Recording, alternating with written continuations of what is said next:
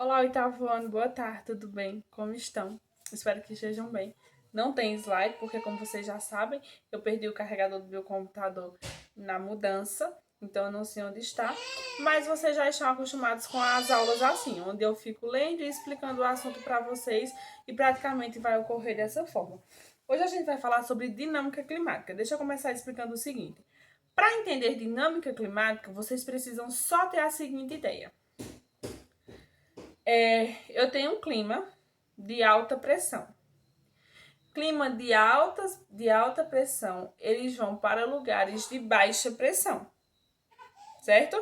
Então, climas de alta pressão, eles tendem a decorrer para lugares de baixa pressão, para que assim haja um equilíbrio climático. Porque já pensou se fosse alta pressão para alta pressão, baixa pressão para baixa pressão, ia ficar, né, aquele clima meio desordenado e fazendo com que, por exemplo, ficasse em todos os lugares muito frio, em todos os lugares muito quente, e não é isso que tem a ocorrer na dinâmica climática. Então, centros de alta pressão partem para centros de baixa pressão, ok?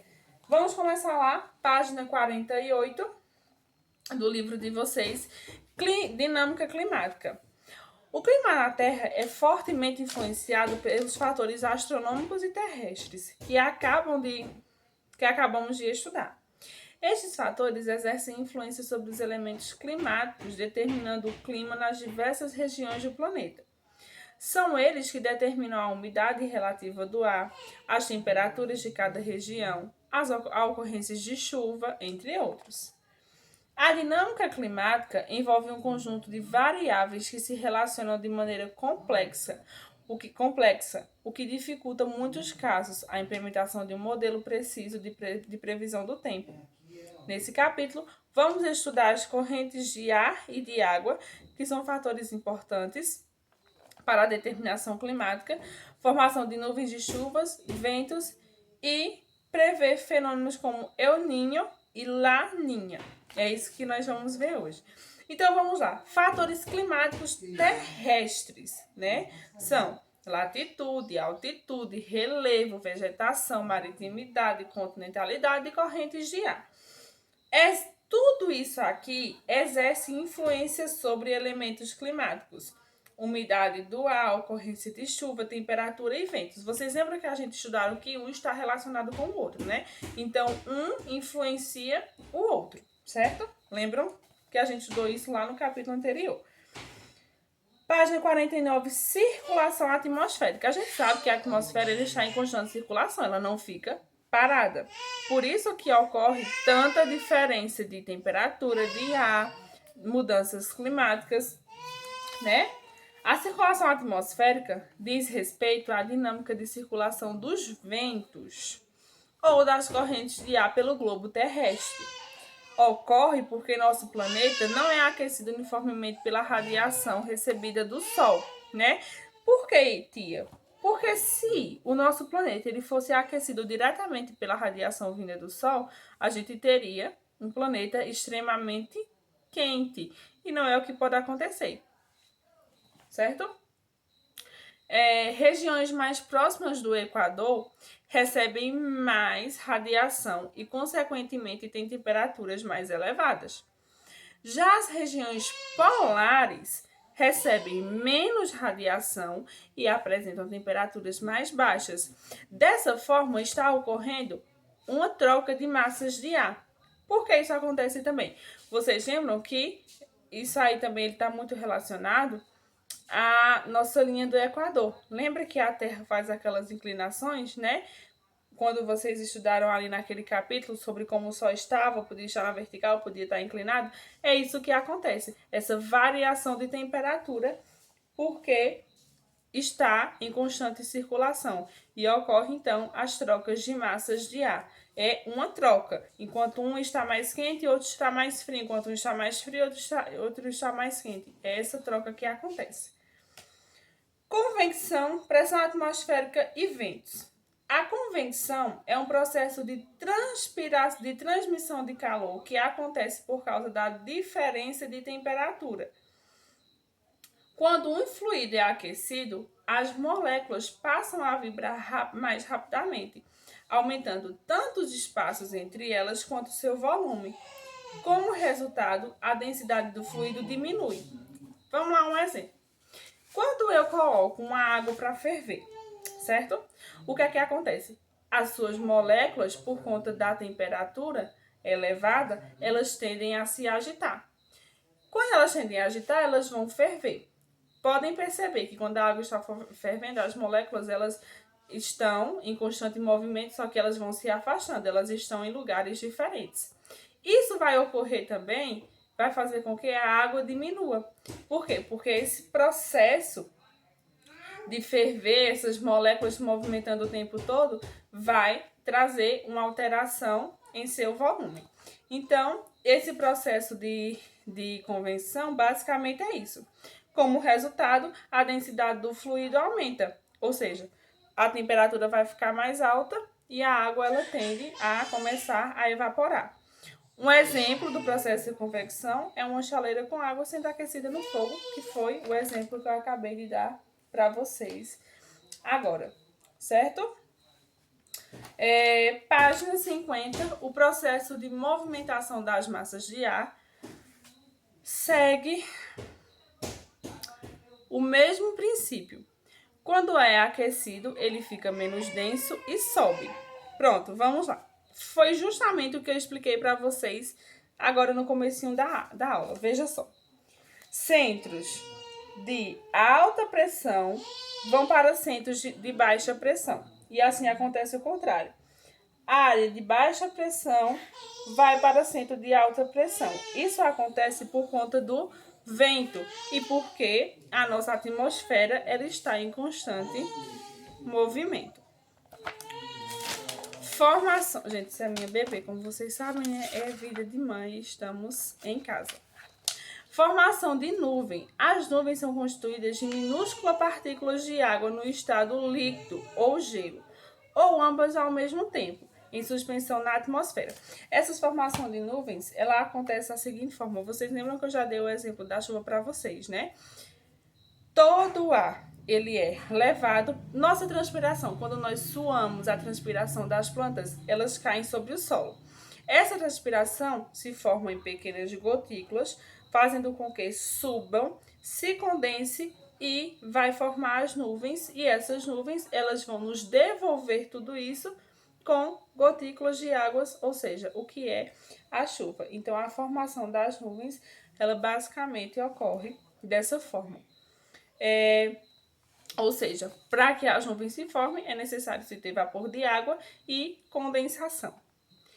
E a convecção, a superfície terrestre é aquecida pela radiação solar, o ar próximo à superfície é aquecido, torna-se menos denso, o ar aquecido mais leve sobe, o vapor de água contido na parcela de ar que subiu se condensa, formando então as nuvens. Em outras palavras, como eu já expliquei, essas gotículas de água sobem, fazendo com que se condensem nas nuvens, formando então as nuvens.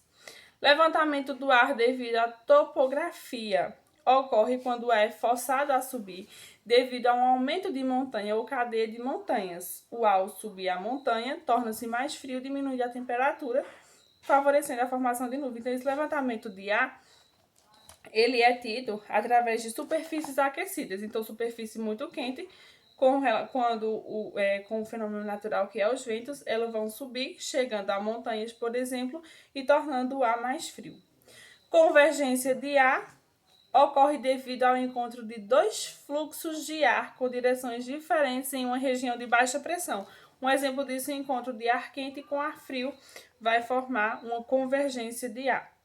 E levantamento do ar ao longo de frentes frias ocorre devido ao encontro de duas massas de ar com características diferentes, uma mais fria e outra mais quente, fazendo com que haja esse levantamento, e então eu tenho para um lugar um ar mais quente e para outro lugar um ar mais frio, certo? E circulação geral da atmosférica. Acontece basicamente o seguinte, gente. A atmosfera ela está em constante movimento. Essa circulação ela vai trazer variação de temperatura e, consequentemente, se tem variação de temperatura, como ela está em constante movimento, eu tenho também estações diferentes. Vejam aí.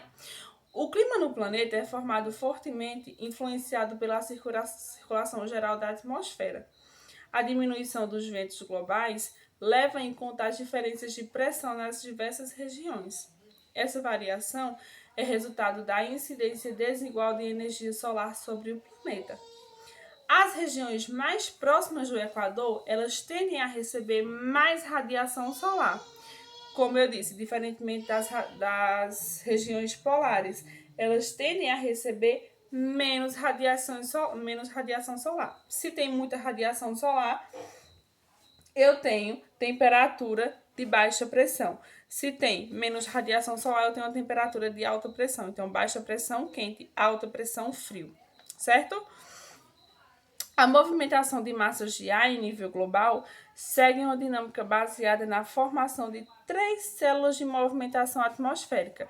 Essas células de movimentação atmosférica nós já conhecemos que são célula tropical, célula de Ferral e célula polar, que é basicamente o que vai fazer com que eu tenha aí diferenças de pressão, certo? E a célula tropical, vamos conhecer agora cada uma delas. Essas células tropical, elas ocorrem em regiões de baixa latitude. Ela está localizada entre a linha do Equador e os trópicos de Capricórnio e Câncer.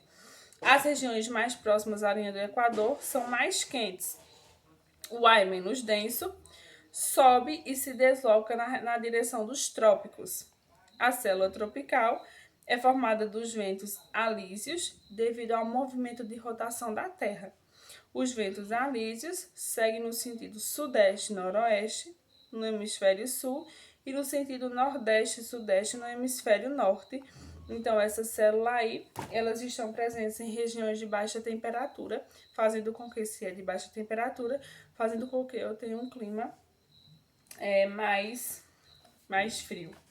Célula de Ferrel ocorre nas regiões de latitudes intermediárias, entre trópicos de Capricórnio e Câncer e os círculos polares. Ocorre através dos movimentos dos ventos na direção dos círculos polares. Essa célula é responsável pela formação dos ventos ocidentais.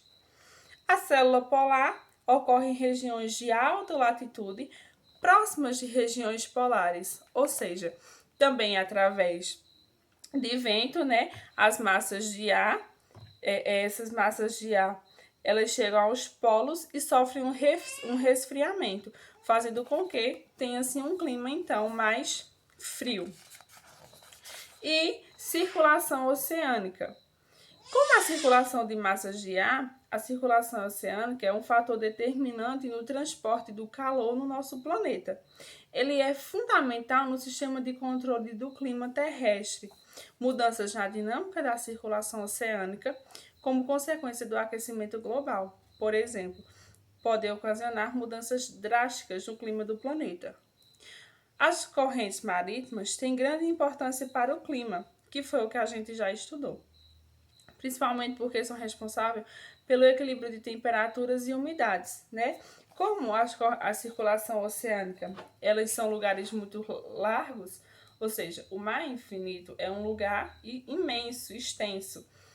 Essa ocorrência de temperatura é bastante água e logo eu tenho um clima mais elevado, ou seja, eu tenho um clima quente por conta justamente dessa quantidade de água que está sendo liberado, gotículas o tempo todo e o movimento dessas placas, né? Então, essas gotículas e o movimento que está sendo liberado faz com que tenha condensação de nuvens, ou seja, uma altitude de chuvas mais elevadas naquela região, e aí tem essa troca de temperatura durante o dia mais quente por conta da retenção e durante a noite mais frio, né?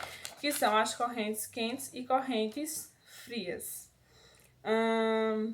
Previsão do tempo é uma atividade que parece simples no nosso dia a dia. Afinal de contas, vemos informações sobre o tempo nas notícias de televisão, de rádio e de jornal.